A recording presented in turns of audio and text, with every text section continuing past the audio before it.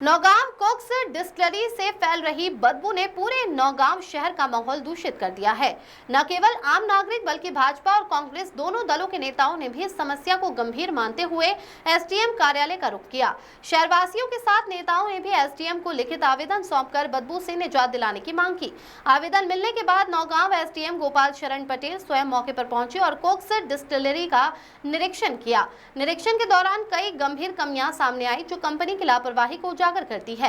शहरवासियों का कहना है कि डिस्टिलरी की बदबू से सांस लेना मुश्किल हो गया है। लोग स्वास्थ्य संबंधी समस्याओं से जूझ रहे हैं, लेकिन कंपनी प्रबंधन आंख मूंदे बैठा है। स्थानीय निवासियों ने चेतावनी दी कि अगर जल्द ही ठोस कदम नहीं उठाए गए तो वे आंदोलन करने को मजबूर होंगे। जनता का आरोप है कि मुनाफे के चक्कर में कंपनी पर्यावरण और लोगों की सेहत से खिलवाड़ कर रही है। अब देखना ये होगा कि प्रशासन इस पर कितना सख्त रवैया अपनाता है और जनता को राहत दिलाने के लिए क्या कदम उठाए जाते हैं। राजेंद्र कुमार की रिपोर्ट।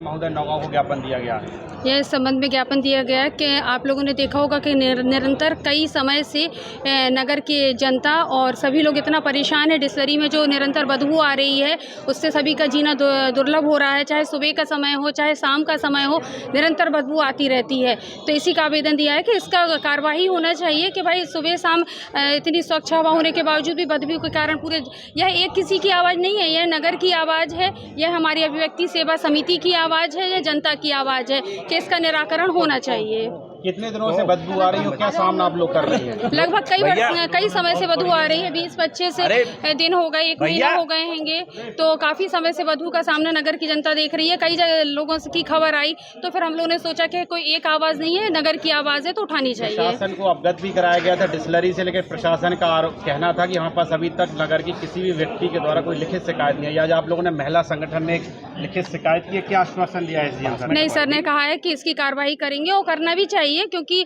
कोई एक का मामला नहीं है, पूरी नगर की जनता का मामला है और जिम्मेदारी है प्रशासन की कि वह इस चीज़ में जल्दी से जल्दी कार्रवाई करें। आपके द्वारा एक आवेदन दिया गया है, किस प्रकार का आवेदन दिया गया है? जी नौगांव में डिस्टिलरी है, उससे द्वारा इतनी बेकार बदबू आती है, पता नहीं क्या अवैध रूप से बना रहा है, कुछ समझ में नहीं आ रहा और पूरा नगर बहुत परेशान है। किस संबंध में दिया है ज्ञापन? जी डिस्टिलरी हम ये चाहते कि ये बदबू बंद हो, शासन इन पर कोई चालानी कार्रवाई करे और कड़े से कड़े कार्रवाई करे ताकि भविष्य में ऐसी नौगांव में समस्या ना आए। पूर्ण समय में नहीं आती थी, अब पता नहीं ये लोग क्या अंदर क्या कैसी खिचड़ी पका रहे। कई संगठनों द्वारा आवेदन दिया गया है। हाँ, हम लोग नगर के माध्यम से देने आए और 15 दिन का अल्टीमेटम दिया है प्रशासन को। अगर 15 दिन में कार्रवाई नहीं होती है डिस्टिलरी के ऊपर तो वहीं डिस्टिलरी के बाहर जाके सब लोग आंदोलन करेंगे और उनके कार्य में व्यवधान उत्पन्न करेंगे। क्या आपने किसी संगठन के द्वारा आवेदन? नहीं, समस्त नगरवासी, संगठन द्वारा नहीं, समस्त नगरवासी के द्वारा हम लोगों ने ज्ञापन दिया है और अभी अगर नहीं होगा तो हर वार्ड के पार्षद और सबसे बातचीत करके वहीं डिस्टिलरी के बाहर धरना देंगे ताकि कार्रवाई नहीं होती तो क्या करोगे? वहीं डिस्टिलरी के बाहर धरना प्रदर्शन उनके कार्य में व्यवधान करेंगे, ना कि बच्चों को और बूढ़ों बुजुर्गों को जो हानि आ रही है उसके लिए रोक लगाएंगे। काफी लोगों ने सर जन सुनवाई के दौरान उसके पहले भारतीय जनता पार्टी के मंडल अध्यक्ष ने ज्ञापन दिया, किस संबंध में ज्ञापन दिया है सर, क्या आश्वासन दिया गया है सर?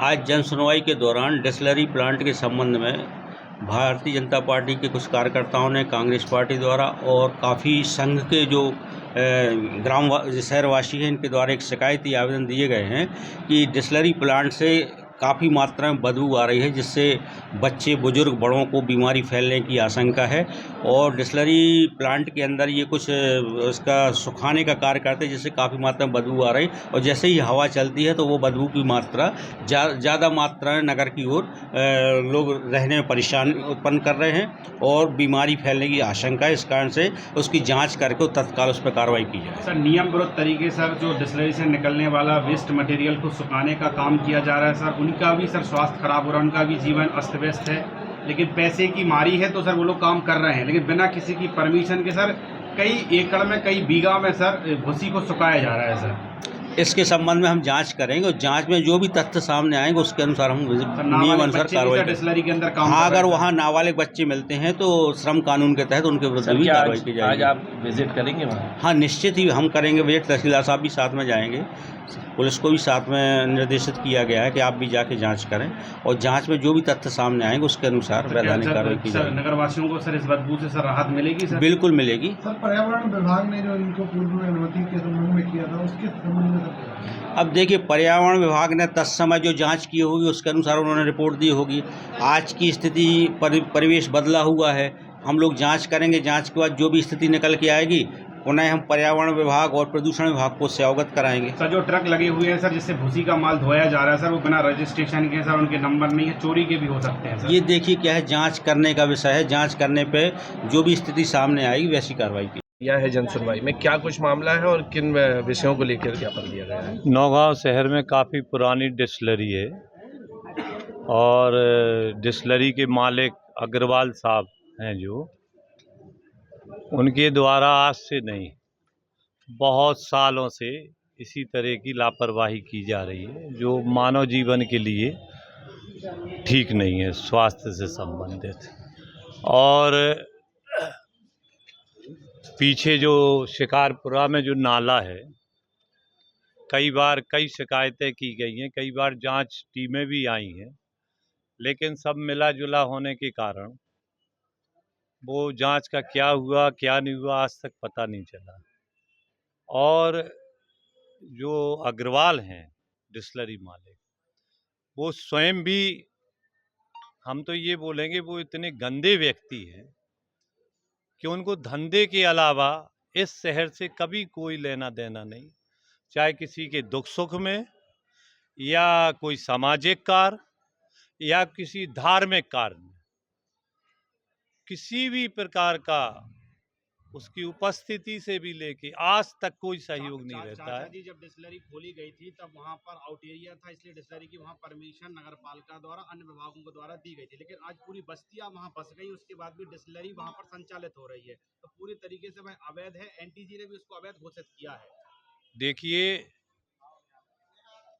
क्योंकि ये आपका कहना ठीक है कि पुरानी डिस्टिलरी है, बहुत पुरानी है, उस समय वहाँ आवासीय क्षेत्र नहीं था।